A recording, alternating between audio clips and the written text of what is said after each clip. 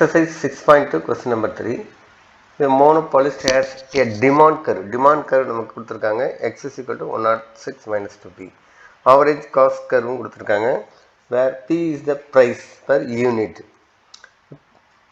இப்போ X is the number of units of output அப்படிங்கிறப்ப Pங்கிறது price, X output. If the total revenue வந்து R equal to Px, determine the most profitable output and the maximum profit.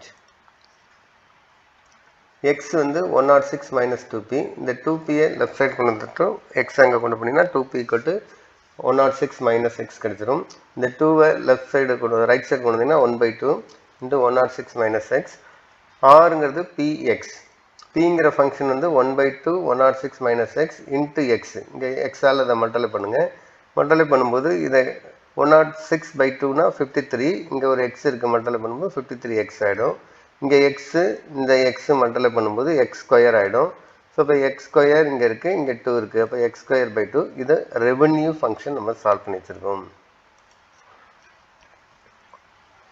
So AC அப்படிங்கிறது C by X. அப்போ C வேணும் அப்படின்னா இதை cross multiply பண்ணிங்கன்னா இங்கே கொண்டு வந்துடும்போது ஏசி இன்ட்டு எக்ஸ் வந்துடும். காஸ் ஃபங்க்ஷன் சால்வ் பண்ணால் ஏசி இன்ட்டு எக்ஸ். ஏசிங்கிற ஃபங்க்ஷன் நமக்கு என்ன கொடுத்துருக்காங்க கொஸ்டின்லேயே அப்படின்னா 5 + x by 15 கொடுத்துருக்காங்க. ஸோ அப்போ சி வேணும் அப்படின்னா 5 + x by 50 AC into x. ஏசிங்கிறது இந்த ஃபங்க்ஷன் எடுத்திருக்கோம், அதை எக்ஸால் மல்டிப்ளை பண்ணுறோம்.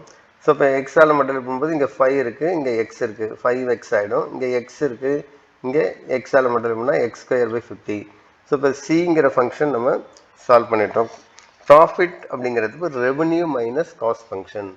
ரெவன்யூ ஃபங்க்ஷன் நமக்கு இருக்குது, காஸ்ட் ஃபங்க்ஷன் நமக்கு இருக்குது, ரெண்டையும் மைனஸ் பண்ணலாம். ஸோ இப்போ சி அப்படிங்கிற காஸ்ட் ஃபங்க்ஷன், ஆர் அப்படிங்கிற revenue function. Profit formula revenue function minus cost function. Revenue function இங்கே இருக்குது, அதை அப்படியே எழுதிக்கலாம். காஸ்ட் ஃபங்க்ஷன் இங்கே இருக்குது, அதை அப்படியே எழுதிக்கும்போது மைனஸ் காஸ்ட்ங்கிறப்ப இங்கே மைனஸ் மல்டிப்ளை பண்ணி அதை எழுதியிருக்கோம். இங்கே 53x மைனஸ் 5x 48x ஆகிடும். இங்கே எக்ஸ் ஸ்கொயர் பை 50 இருக்குது, இங்கே 25ஆல் மல்டிப்ளை பண்ணுங்கள் நியூமரேட்டர் இதாகிட்ட. இங்கே 25, இங்கே 25, அப்போ 50 LCM வந்துடும். இங்கே 25 மைனஸ், இங்கே 1 மைனஸ், அப்போ மைனஸ் 26x ஸ்கொயர் பை 50. இதை 2ஆல் கேன்சல் பண்ணுங்கள். 48x minus 13x square divided by 25. So இப்போ ப்ராஃபிட் ஃபங்க்ஷன் நமக்கு கிடச்சிருக்கு. இதை டிஃப்ரென்ஷியேட் பண்ணிங்கன்னா dp by dx. 48xஐ டிஃப்ரென்ஷியேட் பண்ணால் 48 into 1 ஆகிடும். 13 by 25 minus 13 by 25 constant. X ஸ்கொயரோட டெரிவேட்டிவ் வந்து 2x. இதை மல்டிப்ளை பண்ணும்போது 26 by 25 ஆகிடும். இங்கே 48 அப்படியே தான் இருக்கும். நம்ம பாயிண்ட் சால்வ் பண்ணோம், எக்ஸ் வேல்யூ சால்வ் பண்ணோம் அப்படின்னா அந்த கிரிட்டிக்கல் வேல்யூ அப்படின்னு சொல்லுவோம். டிபி பை டிஎக்ஸை 0க்கு ஈக்குவேட் பண்ணும்போது 48 மைனஸ் 26x by 25 0க்கு ஈக்குவேட் பண்ணும்போது இதை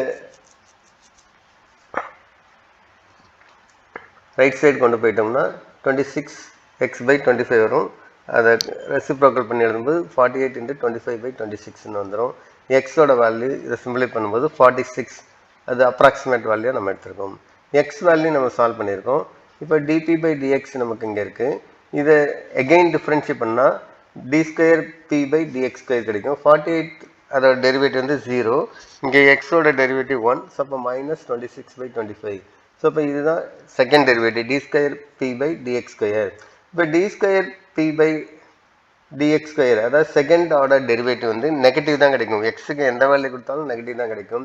ஸோ இப்போ செகண்ட் ஆர்டர் நெகட்டிவ் இருந்தால் hence the profit is maximum at X is equal to 46. எக்ஸுக்கு 46 கொடுத்தாலும் எந்த வேல்யூ கொடுத்தாலும் ப்ராஃபிட் வந்து மேக்ஸிமம் தான் கிடைக்கும். அப்போ எக்ஸ் ஈக்குவல் டு 46ல் மேக்ஸிமம் மினிமம் நம்ம செக் பண்ணிட்டோம். 46 எக்ஸோட வேல்யூவாக இருக்கும்போது ப்ராஃபிட் ஃபங்க்ஷன் மேக்ஸிமமாக இருக்கும்.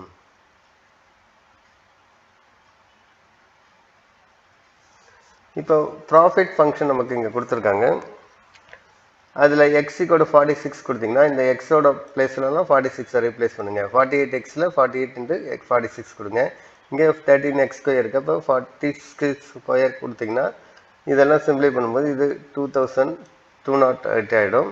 இதை மல்டிப்ளை பண்ணும்போது இது 2208 இருக்குது. இங்கே -1100/32 0.32. இதை சப்ராக்ட் பண்ணும்போது 1107.68.